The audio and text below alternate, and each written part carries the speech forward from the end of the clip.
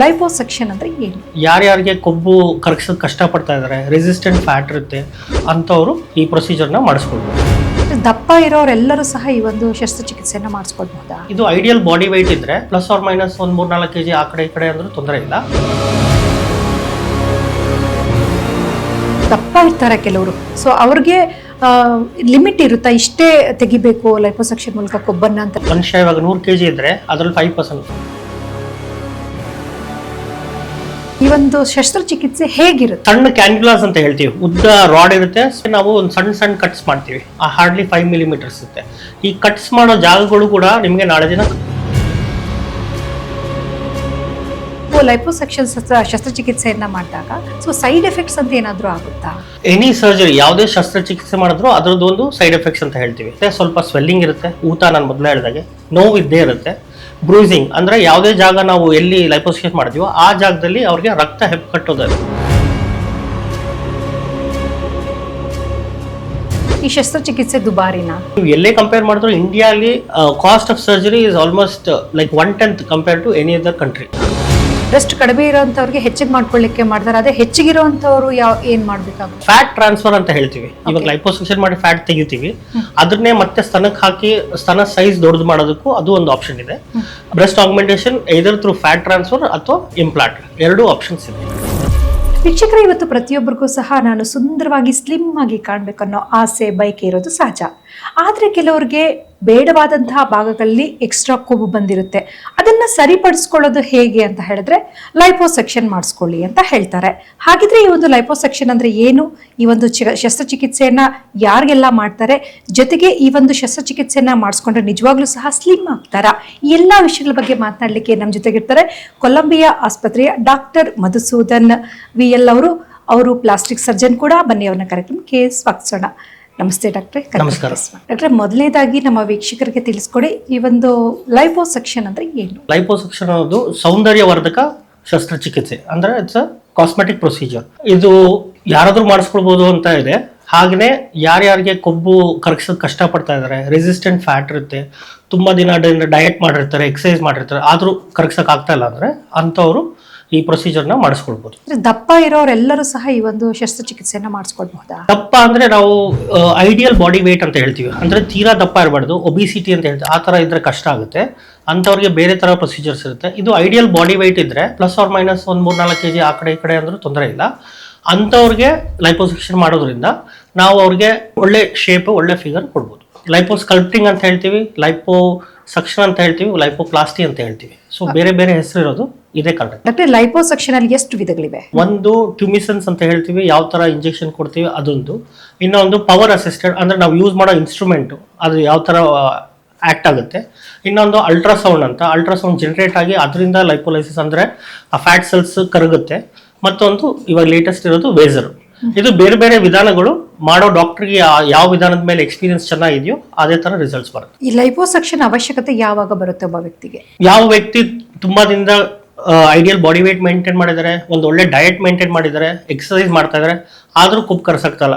Suppose ಸೊಂಟದ ಜಾಗದಿಂದ love handles ಅಂತ ಏನ್ ಹೇಳ್ತೀವಿ, ಅದು ತುಂಬಾ ಕಷ್ಟ ಕರಗಿಸೋದು, ಅಂಥವ್ರಿಗೆ ಬೇಕಾಗುತ್ತೆ. ಕೈ ತೊಳೆದು ಎಷ್ಟೇ ಎಕ್ಸಸೈಸ್ ಮಾಡಿದ್ರು ಹೋಗೋದಿಲ್ಲ, ಅಥವಾ ಮುಖದ್ದು ಚರ್ಬಿ ಫ್ಯಾಟ್ ಕಡಿಮೆ ಆಗ್ತಾ ಇಲ್ಲ ಅಂದ್ರೆ ಅಂಥವ್ರಿಗೆ ನಾವು ಹೆಲ್ಪ್ ಮಾಡ್ಬೋದು. ಲೈಪೋಸೆಕ್ಷನ್ ಮಾಡೋದ್ರಿಂದ ಸ್ಪಾಟ್ ರಿಡಕ್ಷನ್ ಅಂತ ಹೇಳ್ತೀವಿ. ನಿಮ್ಗೆ ಯಾವ ಜಾಗ ಬೇಕೋ ಅಂಥ ಜಾಗನ ಟಾರ್ಗೆಟ್ ಮಾಡಿ ನಾವು ಲೈಪೋಸೆಕ್ಷನ್ ಮಾಡ್ಬೋದು. ಈಗ ಲೈಪೋಸೆಕ್ಷನ್ ಮಾಡಿದ ಕೂಡಲೇ ಆ ಒಂದು ಕೊಬ್ಬೆಲ್ಲ ಕರಗ್ಬಿಡುತ್ತಾ? ಕೂಡಲೇ ಆನ್ ಟೇಬಲ್ ಅಂತ ಹೇಳ್ತೀವಿ, ಅಂದ್ರೆ ಮಾಡಿದ ತಕ್ಷಣ ರಿಸಲ್ಟ್ಸ್ ಇರುತ್ತೆ. ಬಟ್ ಅವರು ಅನೆಸ್ಥಿಸಿಯಾ ಟೇಬಲ್ ಇಂದ ರಿಕವರಿ ರೂಮ್ ಅಂತ ತಗೊಂಡ್ ಬರ್ತೀವಿ, ಅಷ್ಟೊತ್ತರಲ್ಲಿ ತುಂಬಾ ಊತ ಬರುತ್ತೆ, ತುಂಬಾ ಸ್ವೆಲ್ಲಿಂಗ್ ಬರುತ್ತೆ. ಈ ಸ್ವೆಲ್ಲಿಂಗ್ ಬರೋದ್ರಿಂದ ಅವ್ರ ರಿಸಲ್ಟ್ಸ್ ಇಮಿಡಿಯೇಟ್ ಆಗಿ ಕಾಣಿಸಲ್ಲ. ಆನ್ ಟೇಬಲ್ ರಿಸಲ್ಟ್ಸ್ 3 months ಆದ್ಮೇಲೆ ನಾವು ಏನೇನು ಪ್ರೊಸೀಜರ್ಸ್ ಹೇಳ್ತೀವೋ ಅದನ್ನೆಲ್ಲ ಮೇಂಟೈನ್ ಮಾಡಿದ್ರೆ ಅವ್ರಿಗೆ ಚೆನ್ನಾಗಿ ರಿಸಲ್ಟ್ ಬರುತ್ತೆ. ಡಾಕ್ಟರ್, ಈಗ ಬಹಳಷ್ಟು ದಪ್ಪ ಇರ್ತಾರೆ ಕೆಲವರು, ಸೊ ಅವ್ರಿಗೆ ಲಿಮಿಟ್ ಇರುತ್ತಾ, ಇಷ್ಟೇ ತೆಗಿಬೇಕು ಲೈಪೋಸೆಕ್ಷನ್ ಮೂಲಕ ಕೊಬ್ಬನ್ನ ಅಂತ ಲಿಮಿಟ್ ಇರುತ್ತಾ, ಅಥವಾ ಎಷ್ಟು ಬೇಕಾದ್ರೂ ತೆಗಿಬೋದಾ? ಇದು ಒಳ್ಳೆ ಪ್ರಶ್ನೆ. ತುಂಬಾ ಜನ ನನಗೆ ಕೇಳ್ತಾರೆ, ನನಗೆ ಫುಲ್ ಬಾಡಿ ಲೈಪೋಸೆಕ್ಷನ್ ಮಾಡ್ಬಿಡಿ, ನನಗೆ ಒಂದೇ ಸಲ ಇವ್ರ ತರ ಆಗ್ಬೇಕು ಅವ್ರ ತರ ಆಗ್ಬೇಕು ಅಂತ. ಅದು ಸಾಧ್ಯ ಇರಲ್ಲ. ಇವಾಗ ಇಂಡಿಯನ್ ಸ್ಟ್ಯಾಂಡರ್ಡ್ಸ್ ಇಲ್ಲ US ಸ್ಟ್ಯಾಂಡರ್ಡ್ಸ್ ಪ್ರಕಾರ ಏನಂದ್ರೆ 5% of the total body weight, ಅಂದ್ರೆ ಇವಾಗ ಮನುಷ್ಯ ಇವಾಗ 100 kg ಇದ್ರೆ ಅದ್ರಲ್ಲಿ 5% 5 kg ಅಥವಾ 5 liters ಮಾತ್ರ ತೆಗಿಬೇಕು ಅಂತ ಸ್ಟ್ಯಾಂಡರ್ಡ್ಸ್ ಅಲ್ಲಿ ಇದೆ. ಅದೇ ಇನ್ನೊಂದು ರೀತಿಯಲ್ಲಿ ನೋಡಿದ್ರೆ ಎಕ್ಸ್ಪೀರಿಯನ್ಸ್ ಮತ್ತೆ ನಾವು ಯಾವ ವಿಧಾನ ಯೂಸ್ ಮಾಡ್ತೀವೋ ಅದ್ರ ಮೇಲೆ ಡಿಪೆಂಡ್ ಆಗಿ ಆಲ್ಮೋಸ್ಟ್ 7 to 8 liters ತೆಗಿಬಹುದು. ಸೇಫ್ಟಿ ಲಿಮಿಟ್ಸ್ ಮೇಂಟೈನ್ ಮಾಡಿದ್ರೆ ಏನು ತೊಂದರೆ ಆಗೋದಿಲ್ಲ. ಇವಾಗ ನಮಗೆ ಬರೋ ಪೇಷಂಟ್ಸು ಹೆಲ್ತಿ ಪೇಷಂಟ್ಸು ಆರಾಮಾಗಿ ನಡ್ಕೊಂಡು ಬರ್ತಾರೆ.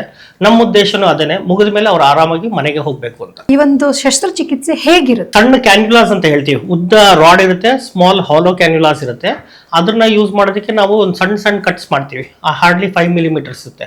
ಈ ಕಟ್ಸ್ ಮಾಡೋ ಜಾಗಗಳು ಕೂಡ ನಿಮಗೆ ನಾಳೆ ದಿನ ಕಾಣಿಸಲ್ಲ, ಆಲ್ಮೋಸ್ಟ್ ಸ್ಕಾರ್ಲೆಸ್ ಸರ್ಜರಿ ಅಂತಾನೆ ಹೇಳ್ಬೋದು. ಅದನ್ನ ಯೂಸ್ ಮಾಡಿ ನಾವು ಕೊಬ್ಬನ್ನ ತೆಗಿತೀವಿ. ಸೊ ಅವ್ರಿಗೆ ಇಟ್ಸ್ ಎಲ್ಲೇ ಮಾಡಿದ್ರು ಇಟ್ಸ್ ಡೇ ಕೇರ್ ಪ್ರೊಸೀಜರ್ ಅಂತ ಹೇಳ್ತೀವಿ. ಬೆಳಿಗ್ಗೆ ಬರ್ತಾರೆ, ನಾವು ಸಾಯಂಕಾಲ ಅಷ್ಟೊತ್ತಿಗೆ ಅವ್ರನ್ನ ಡಿಸ್ಚಾರ್ಜ್ ಮಾಡ್ತೀವಿ. ಈಗ ಬೇಡವಾದಂತಹ ಭಾಗದಲ್ಲಿ ಇರ್ತಕ್ಕಂಥ ಕೊಬ್ಬನ್ನ ತೆಗೆದಂತ ಸಂದರ್ಭದಲ್ಲಿ ಸೊ ಆ ಒಂದು ಭಾಗ ಲೂಸ್ ಆಗುತ್ತಲ್ಲ, ಸೊ ಅದನ್ನ ಹೇಗೆ ಸರಿಪಡಿಸ್ತೀರಿ? ನಾನು ಮತ್ತೆ ಹೇಳಿದಾಗೆ ಐಡಿಯಲ್ ಬಾಡಿ ವೇಟ್ ಅಂತ ಹೇಳಿದಾಗ ಏನಾಗುತ್ತೆ, ಅವ್ರು ಇಷ್ಟೇ ಇದ್ರಿಂದ ಚರ್ಮ ತುಂಬಾ ಎಕ್ಸ್ಪ್ಯಾಂಡ್ ಆಗಿರಲ್ಲ. ಚರ್ಮ ಒಂದು ಟೋನ್ ಚೆನ್ನಾಗಿದ್ದು ಅವ್ರ ಏಜ್ ಏನಾದ್ರು ಒಂದು 30-35 ವರ್ಷದೊಳಗಿದ್ರೆ, ಆ ಸ್ಕಿನ್ ಎಲಾಸ್ಟಿಸಿಟಿ ಚೆನ್ನಾಗಿತ್ತು ಅಂದ್ರೆ ಅಂಥವ್ರು ಲೈಪೋಸೆಕ್ಷನ್ ಹೋಗ್ಬೋದು.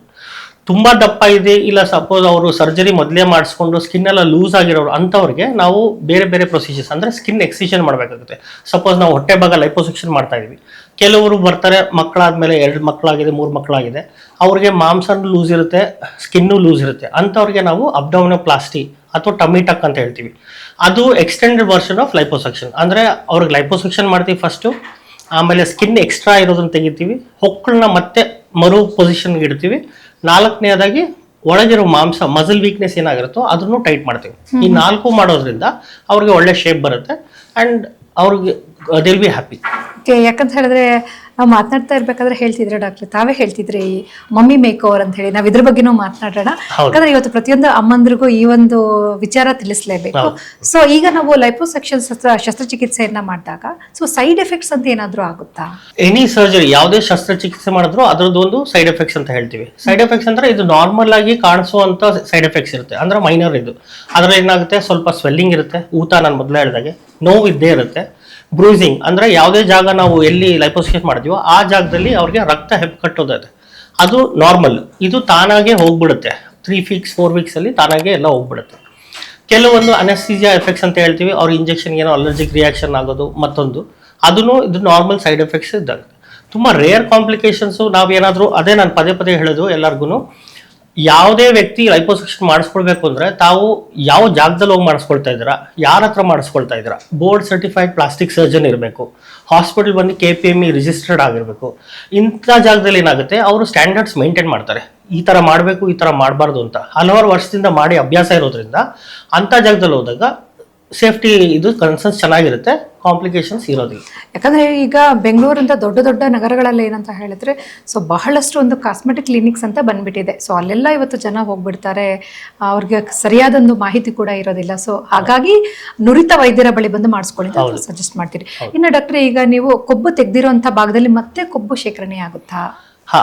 ಅದು ಕೊಬ್ಬು ನಾವು ಇವಾಗ ಹೊಟ್ಟೆ ಭಾಗಕ್ಕೆ ಮತ್ತೆ ಬರ್ತೀನಿ. ಅಲ್ಲಿ ಸಪೋಸ್ ಒಂದು 100 ಸೆಲ್ಸ್ ಇದೆ ಅಂತ ಅನ್ಕೊಂಡ್ರೆ ನಾವು 90 ಸೆಲ್ಸ್ ತನಕ ತೆಗಿಬೋದು.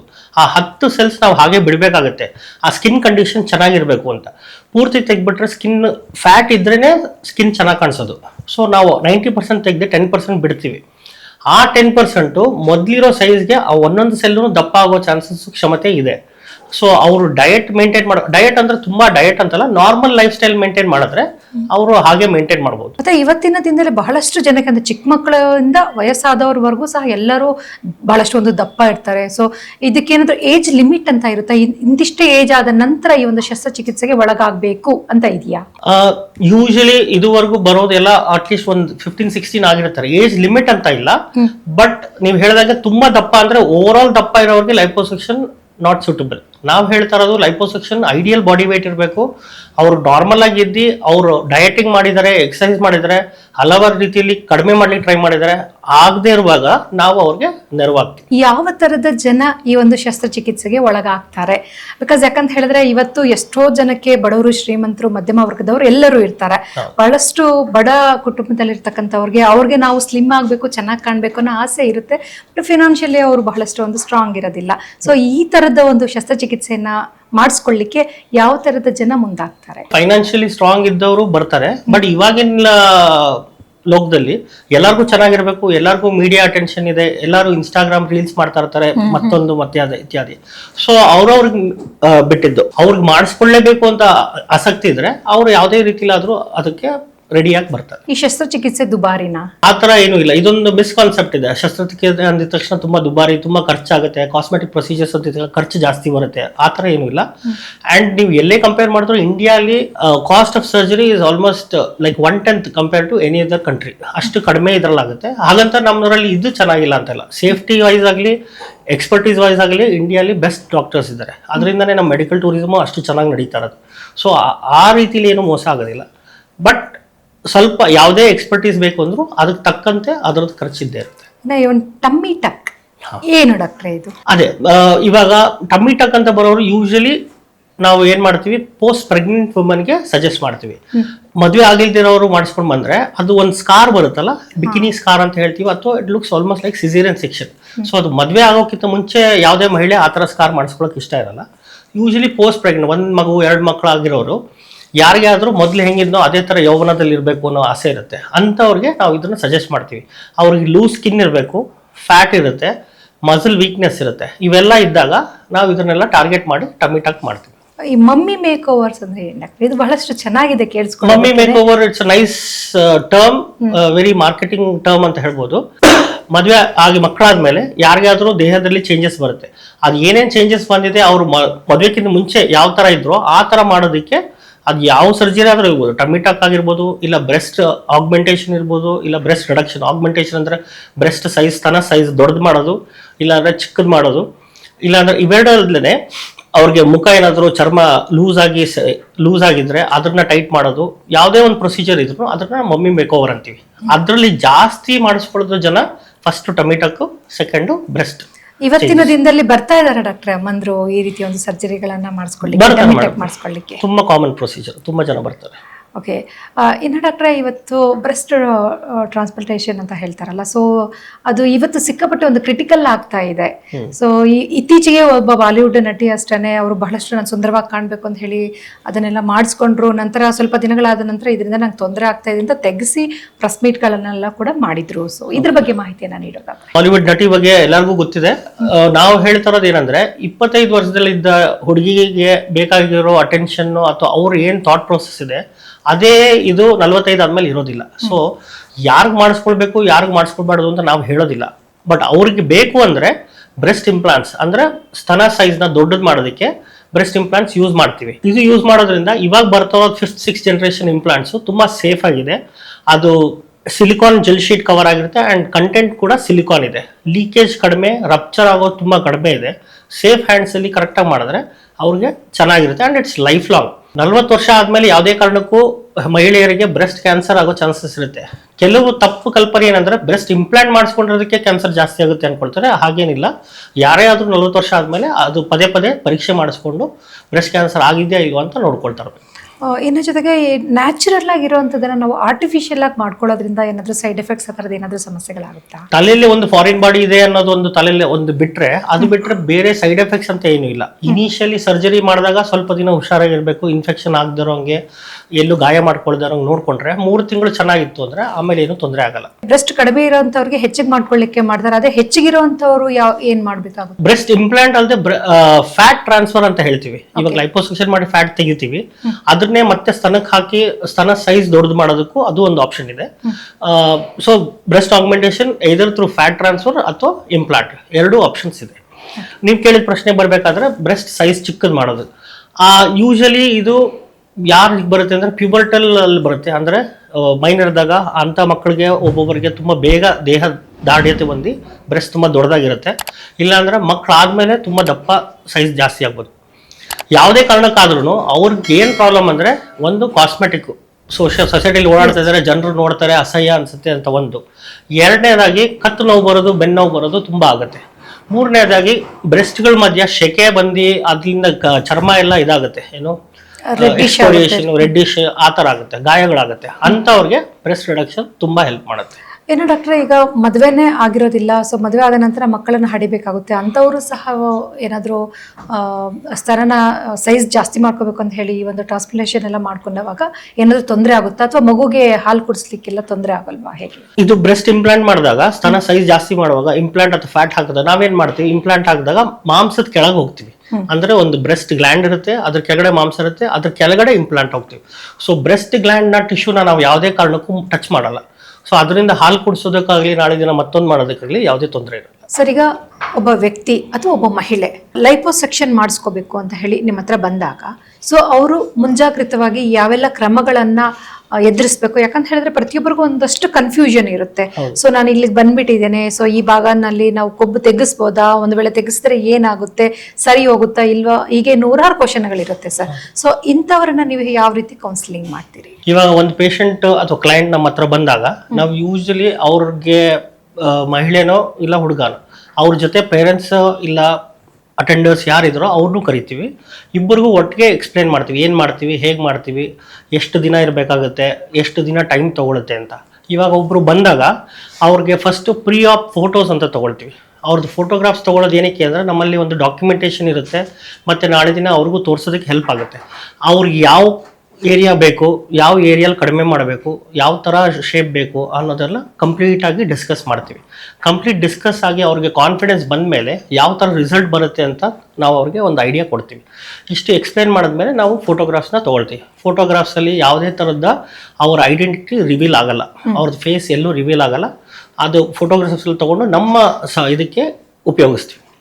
ಸೆಕೆಂಡ್ ಬಂದಮೇಲೆ ನಮ್ಮ ಫಿಸಿಷಿಯನ್ ಅನಸ್ಥೆಟಿಸ್ಟ್ ಇರ್ತಾರೆ, ಅವರು ಅವ್ರನ್ನ ಚೆಕ್ ಮಾಡ್ತಾರೆ.